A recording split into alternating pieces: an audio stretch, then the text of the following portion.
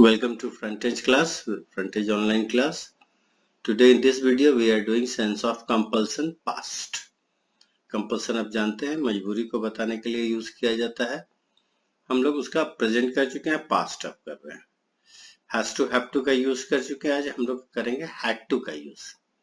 Had to बताता है करना था, जाना था, रहना था, या करना ही था, या जाना ही था, या रहना ही था, या करना पड़ता था, या जाना पड़ता था, या रहना पड़ता था. ये तीन सेंस आते हैं. स्ट्रक्चर देखिए, subject plus had to plus V1. Negative में subject plus did not have to plus V1. Question बनाएंगे did plus subject plus have to plus V1. Negative interrogative मतलब नकारात्मक सवाल subject plus subject plus not plus have to plus V1. और WH में उसी तरह से WH did plus subject plus have to plus V1. हम लोग सेंटेंसेस देखते हैं. यहाँ पर मुझे घर जाना था, आई हैड टू गो. अगर बोलना होगा मुझे घर जाना ही था तो भी हो जाएगा आई हैड टू गो. अब मुझे घर जाना पड़ता था, कुछ ऐसा वाक्य कभी बोलना हो तो हम लोग आई हैड टू गो ही हम बोलेंगे. तो तीनों सेंस के लिए एक ही वाक्य. Next sentence, I had to return his money. Ravi had to book tickets. I had to arrange everything myself. Saloni had to go to a party. He had to go early today. I had to wake up early in the morning.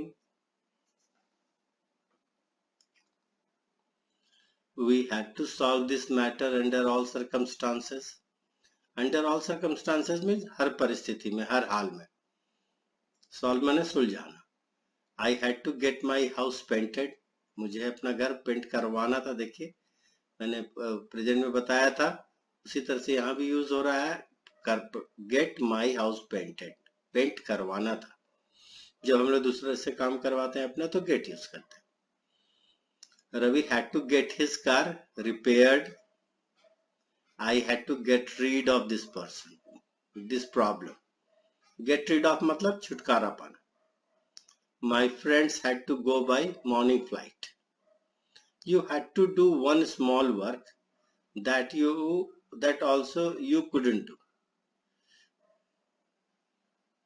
You had to do one small work that also you couldn't do. Intention ऐसा है sentence का. एक छोटा सा काम करना था वो भी नहीं हुआ तो उसको हम ऐसे बोल रहे हैं कि you had to do one small work that also you couldn't do. My father had to sell one piece of land. You had to keep your words under all circumstances. Keep your words means promise, वादा. Under all circumstances मतलब हर एक परिस्थिति.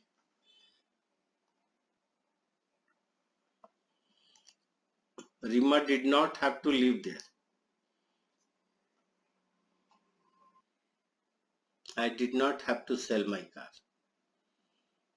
You did not have to let both of them go. You did not have to let both of them go. दोनों को जाने नहीं देना था. Ravi did not have to take admission. I did not have to borrow money from anyone. You did not have to interfere in this matter. Ravi did not have to meet anyone. Seema did not have to carry this packet. Seema did not have to do anything except cooking.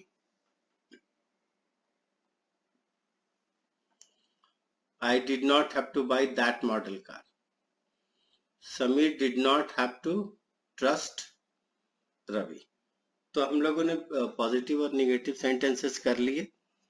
आप copy में note down कीजिए.